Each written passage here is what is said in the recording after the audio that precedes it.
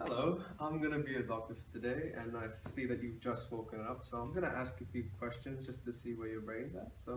Could you start by giving me your name? I'm Billy. What gender do you identify with? I'm female. Your relationship status? Forever single. That's sad. And what is your current occupation?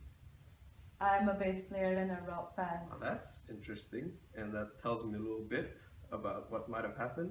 But first, let me start with your past medical history. Do you have any medications that you're currently taking or used to take? So I'm on Vigabatrin for epilepsy, Oh. and I've just started taking it 2 weeks ago. Okay. I What were you taking before that? Oh, I can't remember what that Does was. it sound like clonazepam? Yeah, I was on that Clonazepam. since I was really young. Yeah, I'm good at this. So maybe you can tell me, have you ever been diagnosed with any mental health issues? No, I've not been diagnosed with anything, but I've got a few crazy uncles. There's definitely a family history of mental health. Okay. They like to drink a lot too. Yeah, that's starting to make more and more sense. So let's see what you remember about last night.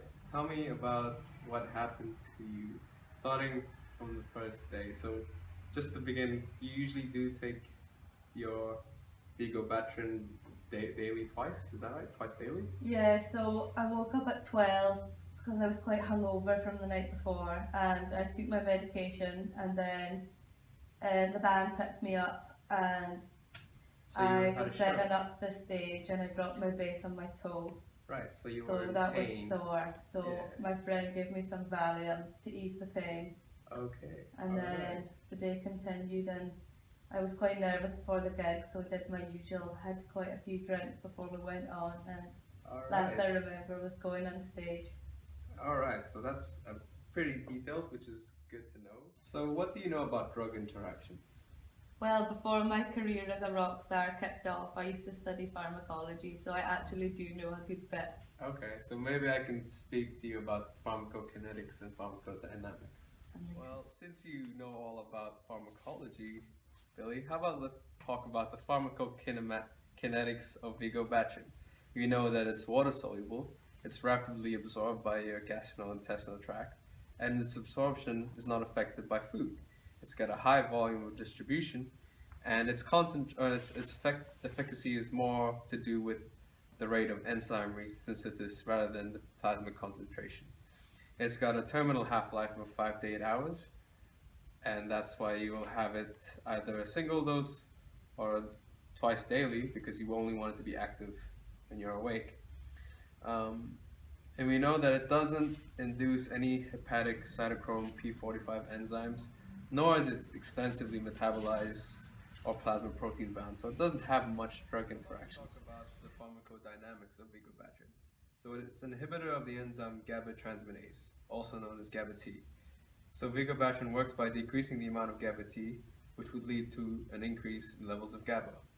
Although sites like memes do not state in their precautions, it's common sense to assume that drugs like Valium and alcohol, which modulate GABA to result in the postsynaptic cell to be less excitable, i.e. it's harder to generate an action potential, would have this superimposing GABAergic inhibition, resulting in your loss of consciousness and your central respiratory system to shut down.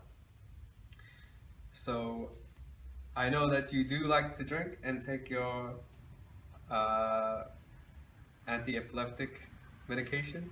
It just so happened that in that one instance, the also additive effect of Valium caused you to lose your consciousness. So just from now on, maybe drink less and avoid taking any prescriptions that you don't know exactly what they do. Let's look at the positives. For one thing, you're alive, you're awake, and I think you'll be okay to be let out of the hospital soon.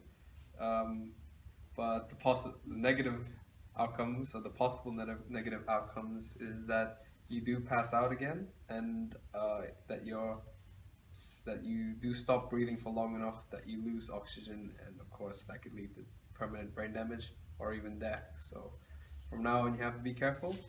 You have to be certain of the amount of alcohol that you're drinking, and also realize that it does interact with the medication that you're taking.